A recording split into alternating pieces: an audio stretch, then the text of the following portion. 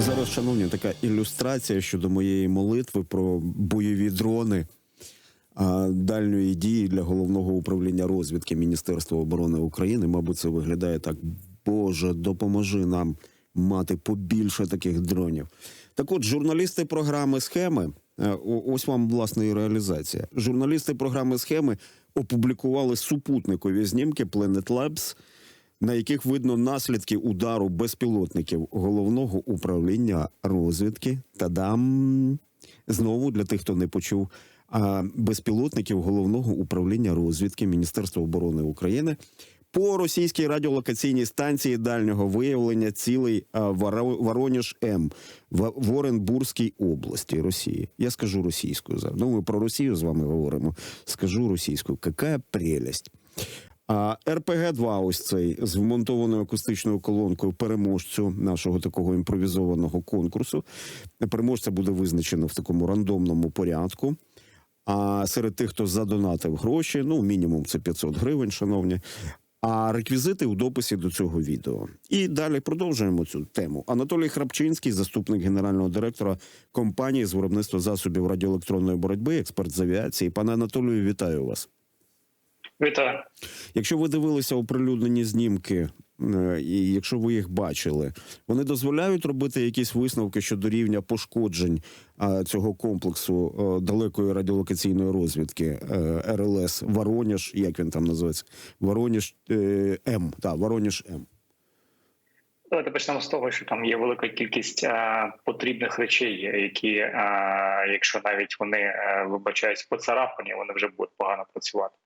Тому насправді ми кажемо про те, що це може вплинути на певні можливості цієї системи для того, щоб працювати в тому комплексі послуг, які вони надають, наприклад, для російської оборонної промисловості. Тому що, давайте будемо відверти, системи дальнього радіолокаційного виявлення Вороніж, вони входять в групу РЛС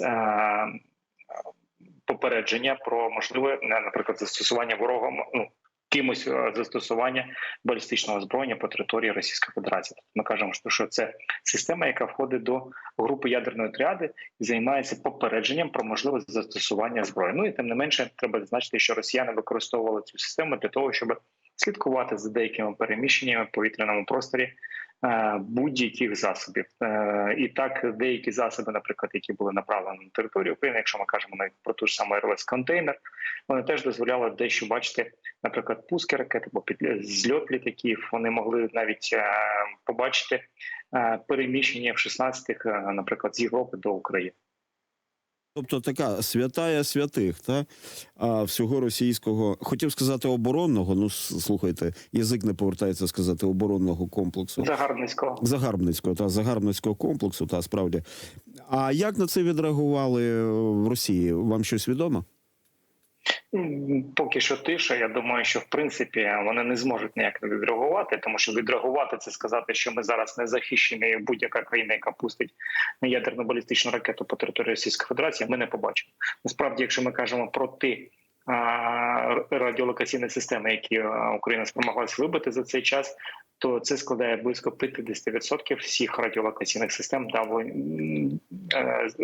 раннього попередження. Тому насправді я думаю, що це удар по іміджу Російської Федерації. Знов-таки, наприклад, удар по РЛС в Орську, то це взагалі РЛС, яке дивиться в сторону півдня і східу, і частково тільки може там задіюватись на Чорне море. Тому насправді ми кажемо про те, що зараз будь-які спроби Росії, наприклад, залякувати ядерною зброєю виглядають дуже нелепо, тому що вони не мають захисту власного, тому вони не зможуть захистити свою країну. Ви теж так мовою Достоєвського, так? Про нелепо.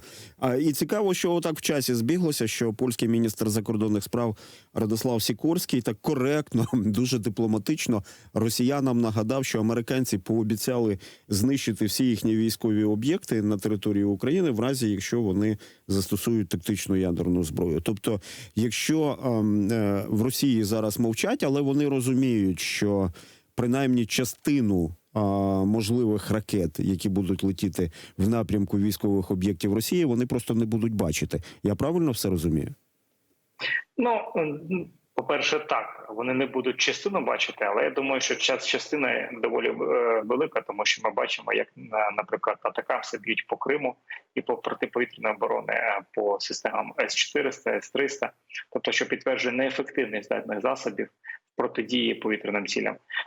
Тому, в принципі, цей роздутий російський оборонпром, він показує свою неефективність, і здебільшого, ми розуміємо, що, наприклад, більшість того, що Росія має, це модернізація старого радянського парку.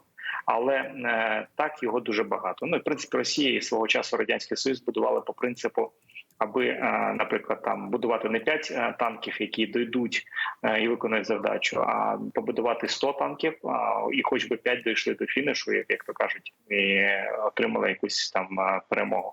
Тому дійсно у росіян дуже багато всього цього озброєння заліза, але тим не менш вони трохи в інженерному напрямку вони слабкіші, ніж це здається. Тому насправді, для прикладу, більшість світу використовує для раннього попередження супутникові можливості. Тобто ми кажемо про супутники, які можуть фіксувати зліт або випуски будь-яких ракет. Росіяни не мають власних можливостей щодо розвитку супутникової галузі, тому вони використовують такі старорадянські радіолокаційні системи. До речі, одна із таких систем передбачала собою РЛС «Дуга», яка знаходиться в Чорнобилі. А вона не працююча зараз, я так розумію.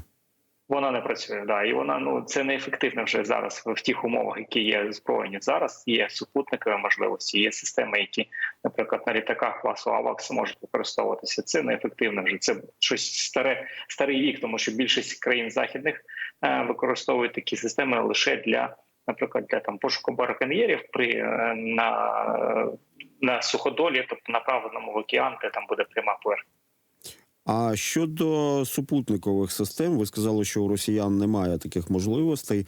Я бачив інформацію про те, що нібито там росіяни заявили, що вони допоможуть створити супутник-шпигун для Північної Кореї, так? А от що за цим стоїть? Це вони так, картинку створюють? Або справді вони можуть північним корейцям щось зробити таке, що Північна Корея згодом це зможе використовувати? Знов таки, ми вже маємо досвід, коли російських супутників згорали, не долітаючи до орбіти. Тим не менш, є деякі групування супутників, які працюють зараз і на війну. Якщо ми кажемо, наприклад, про той самий ГЛОНАСС або Благовіст, це супутники зв'язку, які використовують військові. Передбачали, що він буде використовуватися і для цивільних, і для військових, але після початку повномасштабного вторгнення вони перевели їх повністю в військовий режим. І, до речі, ці супутники можуть керуватися з систем дальнього космічного зв'язку, які знаходяться в Криму, і, до речі, які теж суттєво пошкоджені зараз. Тому, насправді, мабуть, це найкраще, що можна підібрати, яке слово. Зараз Росія буде виглядати дуже нелепо, тому що вони кажуть про якісь супутники, які вони хочуть запускати, вони не можуть вберегти системи, які забезпечують, наприклад, керування цими супутниками. Ми бачимо, що більшість важливих об'єктів Російської Федерації, навіть оці ж саме РЛС, які передбачають перед собою вхід до ядерної тріади, вони не захищені системи протиповітряної оборони. Зрозуміло, що є якісь там системи на підході, Росія щось будувала. Але, як бачимо, з розрахунку того, що вони розраховували на те, що большая страна і кордонів нет ограничений, то вони розраховували, що ніхто не зможе долетіти. Зараз ми вже маємо підтверджений факт на 1800 кілометрів нашим БПЛА. Тому, в принципі, я думаю, що стратегічна авіація в лінії, яка знаходиться на 2000 кілометрів, треба трохи так піджатися подалі туди до Північного полюсу, тому що насправді вони теж попадають в зону ураження з урахуванням тих можливостей, які в наших БПЛА є. А ми кажемо про відстань до 3000 кілометрів. А до Північного полюсу це значно довше двигуни доведеться прогрівати. А у них моторесурс не дуже великий, між іншим. До речі, ви згадали про систему ГЛОНАСС. Вона її називають російською, хоча, мені здається, це некоректно, тому що ця система розроблялася ще за часів Радянського Союзу. Так от, я мав щастя спілкуватися з одним з розробників цієї системи, І знаєте, я почув про те, що от є у Росії ця система ГЛОНАСС, але вони все одно в військових цілях користуються GPS-навігацією. Та можливо, вам щось відомо. Просто ця ідея, от ми періодично її обговорюємо з точки зору того, як би росіян відключити від глобальної системи навігації. Тим не менше, їхня КМТМ працює з GPS, з БАЕДО китайським. Тому насправді тут ми кажемо про те, що росіяни обмежені, намагаються користуватися західними. Ми ж бачимо, наприклад, давайте повернемося до того, що росіяни намагалися використовувати старлінки для зв'язку. Тобто, якщо ми кажемо про технологічне рішення, то в Росії їх дуже мало. І повертаючись до більше того, все те, що має Росія, це або скопійовано, або отримано від Радянського Союзу. А в свою чергу в Радянський Союз отримав це теж або вкрав, або там промишлений шпіонаж, як то кажуть, отримав певні можливості, які дозволили їм щось побудувати. Тому що, повертаючись навіть до створення крилатої авіабомби, яку Росія певний час довго не могла розробити до кінця довести, це ми кажемо про Д-30, вона зараз доведена після того, як вони, мабуть, все ж таки отримали якісь зразки тих авіабомб, які використовувала Україна проти Росії. Тому насправді це завдяки цьому у них вийшло відновити виробництво. Але бачимо, що вони так само активно падають на голову росіян за рахунок того, що якість все ж таки збірки і якість роботи цих засобів доволі погана. Ми з вами про технологічну війну говоримо. Як ви оцінюєте боротьбу із вдосконаленням РЕП-систем? А ви, до речі, експерт в питанні радіоелектронної боротьби, в війні російських і українських РЕБів? Давайте почнемо з того, що якщо ми кажемо про засоби радіоелектронної боротьби, які протидіють проти сучасних викликів, а це ми кажемо про класичні БПЛА класу, комерційного класу, то те, що працювало раніше як весільне або гоночне FPV, то ми зараз стикнулися з тою проблемою, що і росіяни, тобто не було таких модулів, які би працювали би проти цих систем. І все, що є, це наповнювалося, наприклад, з китайського ринку. Зараз, я можу відповідати за ту компанію, з якою я працюю. Ми розробили свої власні модулі генерації ЗАВАД, і це дозволяє нам бути трохи на 5 кроків вперед, тому що ми кажемо про те, що ми створюємо систему, яка дозволяє нам бути гнучкими. І на відміну, наприклад, коли там з'являється новий протокол обміну зв'язку, ми вже готові до цього, тому що у нас є можливості моделювати системи ці завади. Тому насправді за ці 2 роки я би сказав, що ми ж суттєво зробили великий крок вперед, і за рахунок знов-таки тих можливостей, які ми маємо, це постійне спілкування з військовими, постійно пошуки нових рішень. Але так треба масштабувати, тому що треба казати про те, що цих засобів повинно бути дуже багато, і треба більше все ж таки прицілюватися на стратегічні засоби, які б покривали б, наприклад, секторами 5 на 5 кілометрів. Тобто ми кажемо про системи більш потужні, які би закривали би, а вже в окоп це був би, як то кажуть, останній рубіж, коли вже, наприклад, там військовий, який знаходиться в окопі, бачить, що щось летить, тобто нажимає цю приблуду, і вона автоматично, ця приблуда втрачає зв'язок. Тобто ми кажемо про те, що є куди рухатися, і це ми вже розглядаємо, ми про це спілкуємося з іншими виробниками засобів радіоелектронної боротьби. Тому я думаю, що я би зазначив, на мій погляд, ми все ж таки набагато вперед від росіян, тому що росіяни, скільки мені довелося зустрічати, наприклад, російський РЕП, здебільшого, те, що затрофейне було, це китайські технології. Так, і я думаю, що надаремно Путін нещодавно їздив до Китаю, а очевидно, що розмови про технологічну допомогу, принаймні, мали місце, я так думаю. До речі, ще одна ілюстрація до нашої з вами розмови. Дрони атакували об'єкти біля Палацу Путіна, поблизу Геленджика в Краснодарському краї Росії. Тобто, якби коло звужується. От ми з вами вже згадали, Україна розвиває індустрію виробництва бойових систем БПЛА, і ось ця дистанція 1800 кілометрів до Воронежа М. можливість 1800 кілометрів. Це такий проміжний рекорд. Але я так розумію, що є куди розвиватися з точки зору дальності роботи українських дальнобійних дронів. Так, що ви думаєте?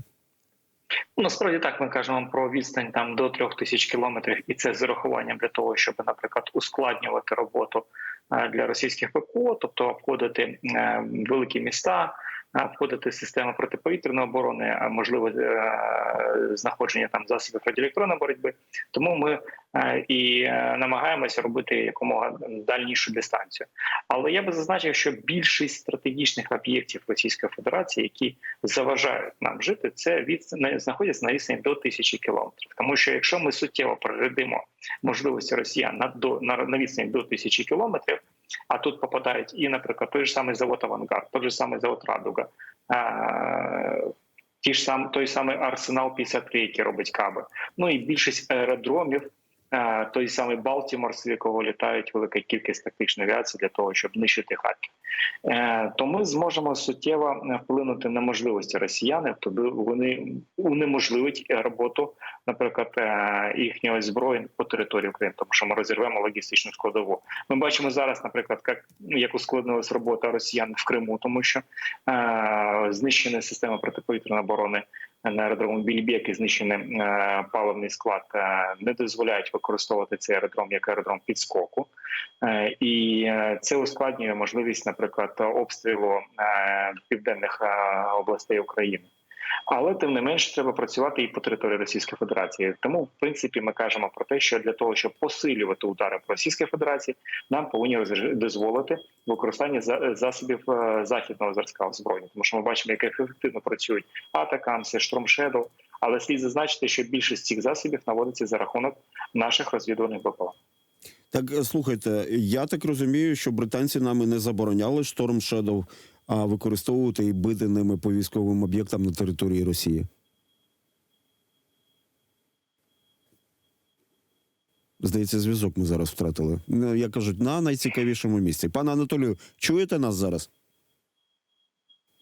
Та така пауза у нас в ефірі. Я заповню цю паузу тим, що скажу про, ну ось бачите, важливість дронів. Я навіть коли слухав Анатолія Храпчинського, я думав, куди ж основні ресурси зараз має інвестувати країна? В розробку ракетних систем чи в розробку дронів? Ну, очевидно, що країні потрібні для ефективної оборони і те, і інше.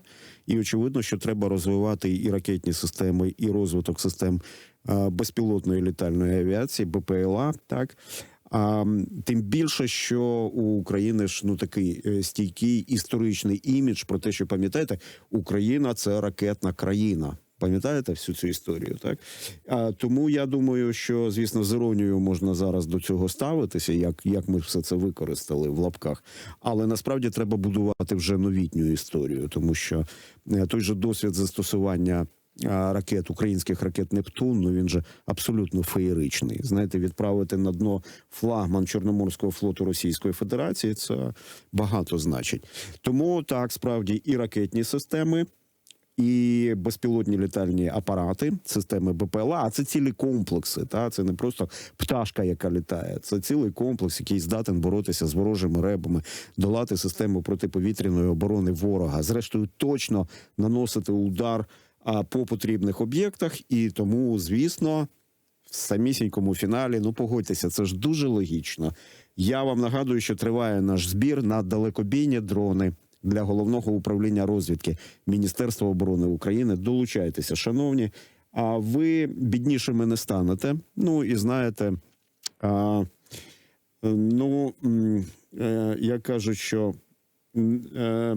не зменшиться рука того, хто дає, не зменшиться кількість грошей, в тому числі в цій руці. Я так довільно інтерпретую, ну ви зрозуміли, про що йдеться.